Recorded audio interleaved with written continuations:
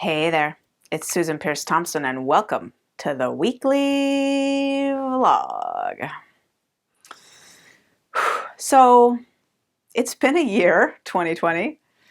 Um, oh, I saw a meme that said something like, 2020 might not be the year we wanted, but it might just be the year we needed. And I don't know if you would subscribe to a statement like that. I tend to try to seek the lesson and make lemonade out of lemons, bright line friendly lemonade if there is such a thing, maybe just mild lemon water or something like that. But yeah, so I would subscribe to something like that. I try to see the best in things, but I want to talk in this vlog about the impact to our systems physiologically, hormonally, and in particular in terms of weight retention. So I got a phone call and a voicemail yesterday, I think. James Hefke called me up. James Hefke is the guy that I've featured in the vlog a couple times. Hefke, Hefke. You can search the vlog page at brightlineeating.com and see the two vlogs that I put out. One was, pretty soon after he started his Bright Line Eating journey at 28 years old and 372 pounds.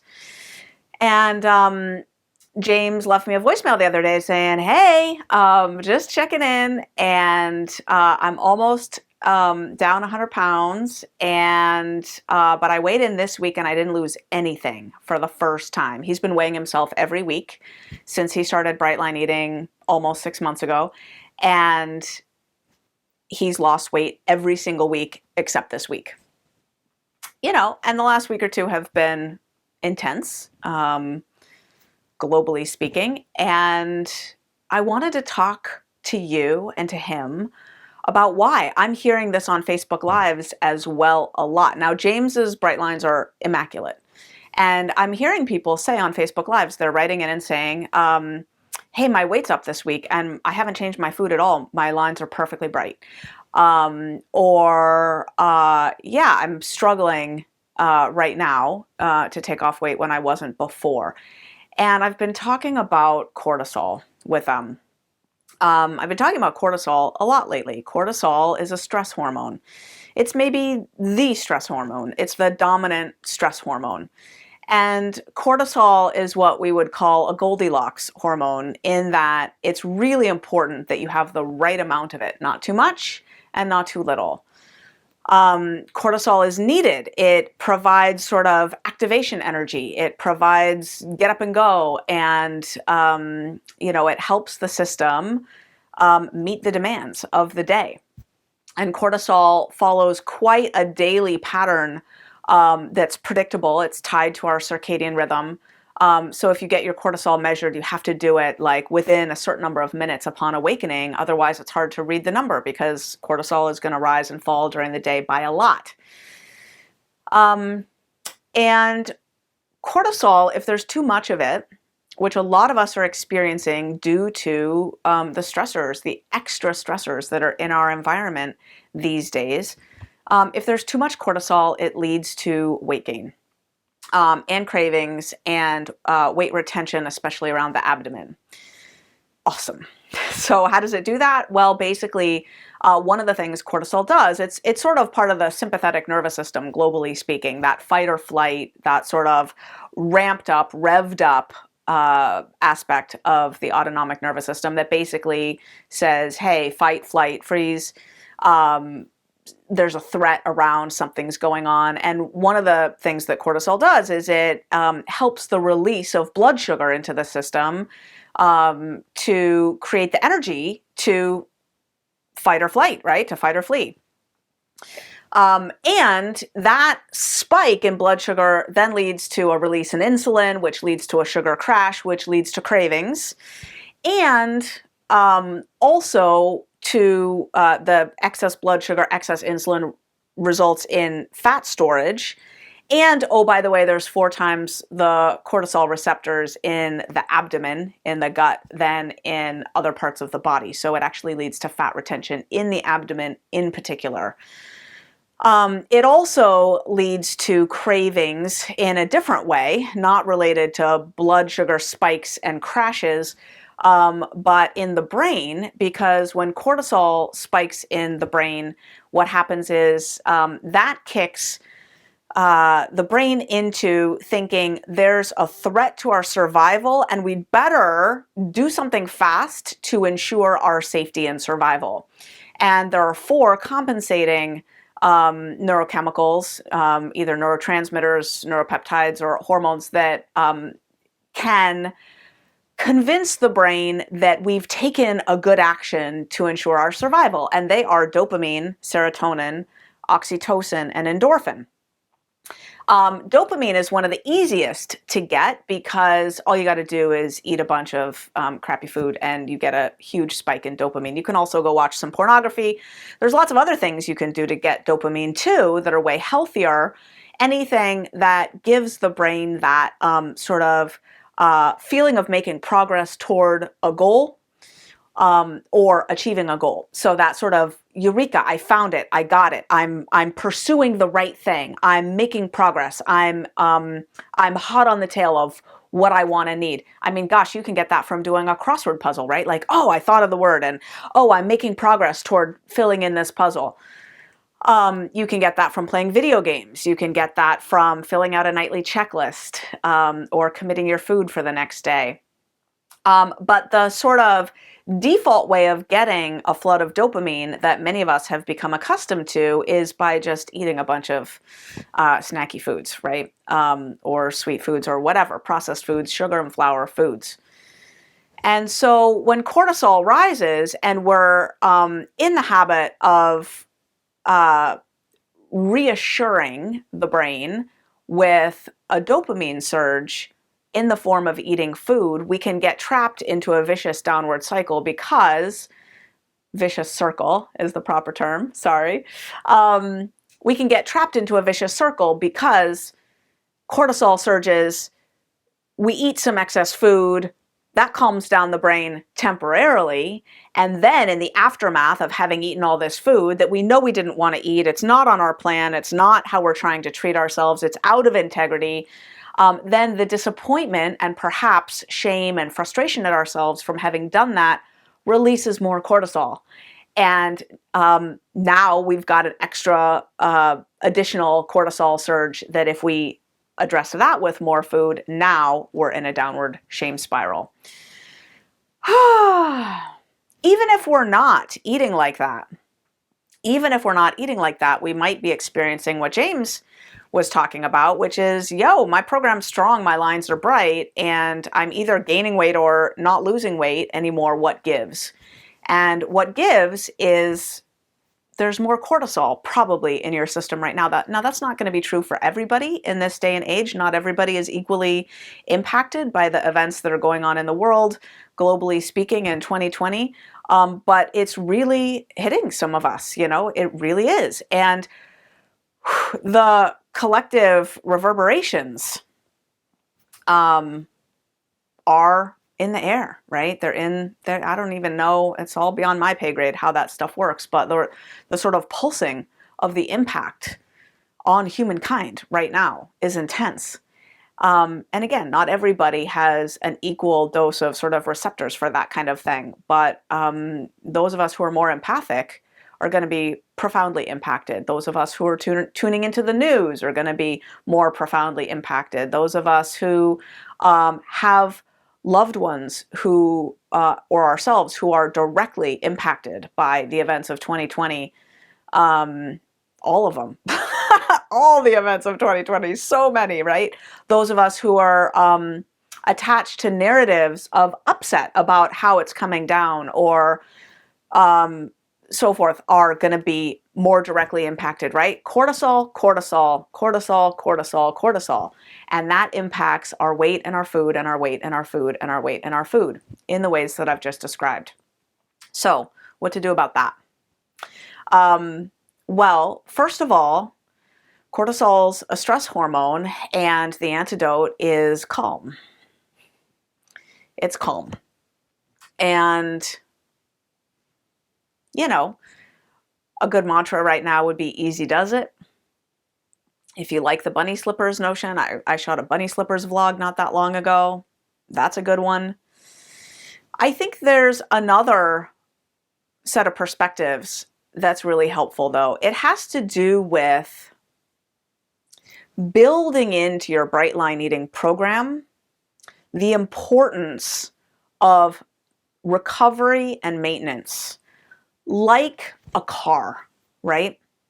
We build into our concept of owning a car that we have to change the oil, that when we're driving it, we can't let the RPMs go into the 8,000, 9,000, 10,000, 12,000, 13,000 range. We got to keep those RPMs, in a reasonable range. We can't just accelerate to the max. That we have to rotate the tires. We have to do basic maintenance, right? If we're going to take a long trip, we have to build in car maintenance. We have to stop for gas. And I think sometimes on our Bright Line Eating journey, we can forget that orientation, that sometimes less is more, and stopping momentarily for needed maintenance is actually the fastest way to get to our destination, right? In the same way that NASCAR drivers, they stop and change the tires, right? The team changes the tires. Even though they're driving at, I don't know what speeds they hit, right? Whatever, I'm gonna make up a number, 200 miles an hour around a track, they literally stop and change the tires. Why? Because if you don't do that, ultimately down the line, you wear out the whole system, right? So I think it's important to build in the concept of needed recovery. And so many of us have parts of us, particular food controller, food manager parts that tend toward the perfectionistic or the task manager type archetypes, right? It's not okay to rest. It's not okay to slow down. It's not okay to just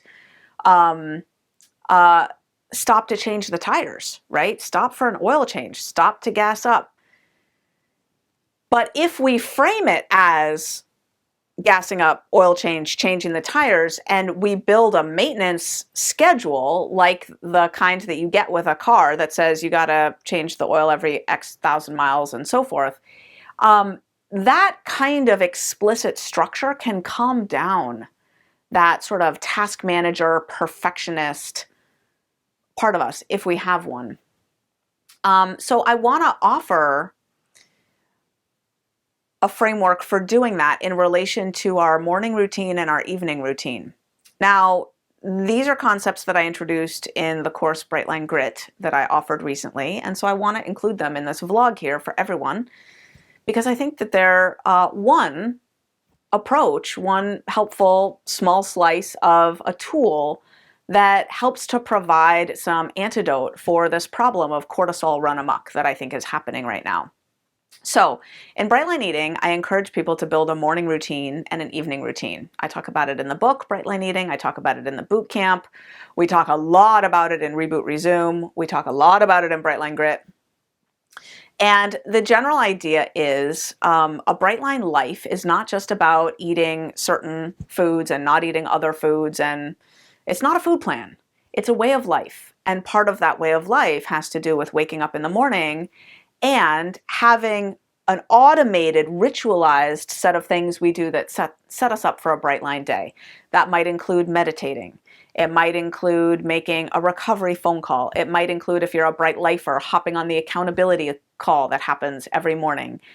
It might include some journaling. It might include, anyway, any number of things. For me, these days, it's meditation, it's exercise, it's phone calls, it's my breakfast and so forth, right? And then I start my day. I want to introduce you to the concept of having a floor and a ceiling for your morning and evening routines.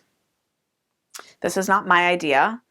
I believe, although I haven't read the book, I believe it goes back to Stephen Guise, who wrote a book called How to Be an Imperfectionist.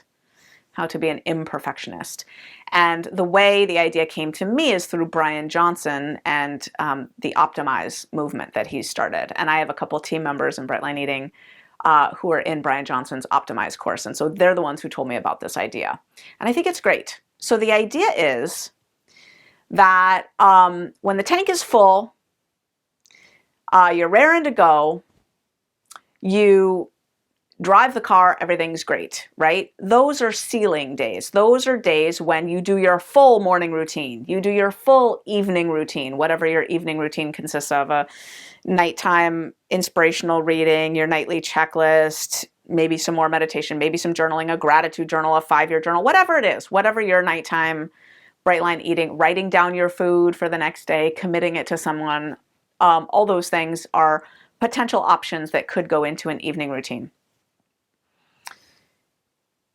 When it's all systems go, you do the ceiling, which is the full complement of that structure. And it's important that you do the same things in the same order so that it becomes automatic.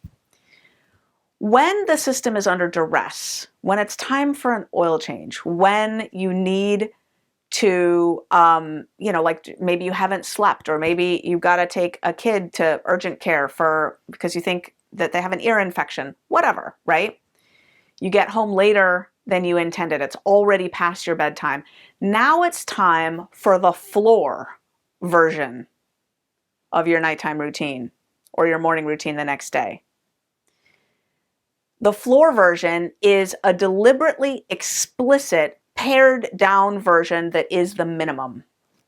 Brian Johnson says, it's okay to suck, it's not okay to skip. So the idea is you give a nod to the identity of I am a person who does Bright Line Eating and who has a morning routine and an evening routine, but you also give a nod to the reality that there are times when the wisest choice is not to go all out. It's not to take the full time to do the whole thing. You do a floor version of it. So for me, my evening routine is quite explicit. My husband always teases me that it takes me 2 hours to go to bed, and that is not too far off from the truth. And there's a pared down version that can take me 15 minutes, like really pretty short. Instead of the full teeth brushing, tongue scraping, flossing, pick brushing between the teeth, mouthwash, like it's 5 things that I do to my teeth every night. I could just brush them. Literally, that saves 10 minutes. And then instead of the whole rest of the nighttime routine that I do, I could just write in my 5-year journal. That's something I never miss. I think I've missed once or twice in almost 10 years. I just don't miss it. And so for me, there's no reason it's like more valuable than the rest of the things. I just personally like to never miss it. So that would be my minimum. That would be my minimum. For me in the morning, my morning routine takes a couple hours as well. I get up at 5:30 and I start making my breakfast. I get up at 5:20. I start making my breakfast at 7:30. So that's 2 hours before, an hour that's exercise, the meditation, and a couple of phone calls. I could do an abridged version of that. I can text my people and say, I'm not taking calls today. And I can meditate for a minute. Just BFF, just breathe, feel my body, find my feet. That's it. Just a nod to the meditation. If I wanted to do a nod to the exercise, I could, drop and do, a 30-second plank and go on my way, right? In 3 minutes, I could be ready to walk out the door or ready to start my breakfast. James Clear talks about even when your system is under the most stress, it can be very helpful to give deference, to give a nod to the identity of someone who doesn't miss. And even if you do miss, he says, never miss twice. Never miss twice. So what's nice about making something like this explicit is that perfectionist part of us. If we really convince them that the car won't run forever without an oil change, right? if we really convince them that the whole system suffers when cortisol is too high, we will not take off our weight. We won't be healthy and happy long term if we idle with excess cortisol floating in our system for too long. And the first order of priority in times of stress is to get the entire system back to calm. If we can convince that perfectionist part or that task manager part of us that, and we have an explicit sort of plan B, a floor option that we activate during those times, yeah, everything can run a little smoother, and we can, with no guilt, as a matter of fact, with relief and joy and gratitude, switch into a lower gear mode in order to restore balance to the system for the good of the entire system. So if you're experiencing difficulty with cravings right now, or with weight gain, with struggling to keep your lines, it's probably cortisol that's happening right now. And the solution to that is to really, really get yourself support working the Bright Line Eating program. Like if you haven't done the boot camp, do the boot camp. If you're not in Bright Lifers, do the boot camp, then get in Bright Lifers. There's a way to get yourself enough support to manage during this time. If it's really about your lines aren't bright, with extra cortisol on board, that's going to hit you harder. Cortisol dysregulates the insulin blood sugar system even more, meaning your system will react more strongly and more negatively to any sugar and flour that you put into your system right now. If your lines are bright and your weight is climbing a little bit, or you're just not losing anymore, just know that it's cortisol. And I want to leave you with this idea. Just keep in mind that continuing to work your Bright Line Eating program with your habits and your disciplines and your bright meals, maybe the floor version, not the ceiling version of your habits and disciplines, but continuing to stay bright will result in you prevailing in the end. You might feel like you're losing a battle when it comes to the bathroom scale, but you're not going to lose this war. Just stay bright, stay steady, stay trusting. And these are unusual times we're in. Go gently. Travel with ease. I love you.